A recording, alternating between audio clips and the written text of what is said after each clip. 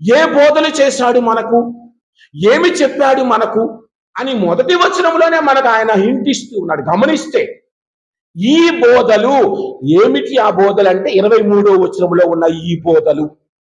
అదే అధ్యాయం 23వ వచనం.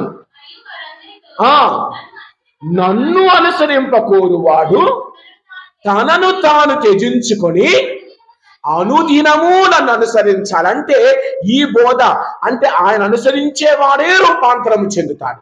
అతను అనుసరించేవాడు ప్రార్థనలో ఉంటాడు కాబట్టి రూపాంతరం చెందుతాడు.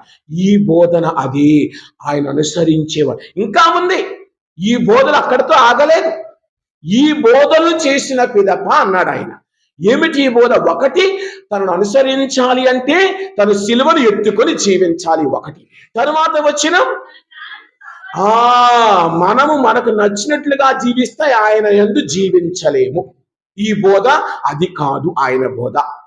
ఏమిటి? ఆయన అంటే తన ప్రాణమును కాపాడుకొని చూచువాడు దాన్ని పోగొట్టుకొను, నా నిమిత్తము తన ప్రాణములను ధారపోయువాడు. ఇవన్నీ చేస్తేనే నీవు కలువరి కొండ అనే దాన్ని చేరతావు. అక్కడి నీకు విషయం అంతే కదా. ఇది ఆయన సిలువను మోసాడు.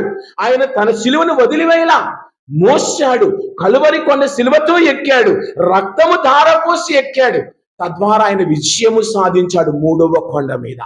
అంటే మన జీవితంలో ఈ 3 కొండలు ఉన్నాయి. మనము క్రీస్తు బోధనలు వింటాం చక్కగా. ఎంత బాగా చెప్పారు ఫాదర్ అంటాం, చక్కగా ఉంది ఫాదర్ అంటాం. మరి విన్నాం, బాగా ఉంది కదా. వినుట వలన విశ్వాసం వస్తూ ఉంది, దాన్ని అనుసరించాలి కదా. వింటం ఇంత మాత్రమే సరిపోదు, అనుసరించాలి, పాటించాలి.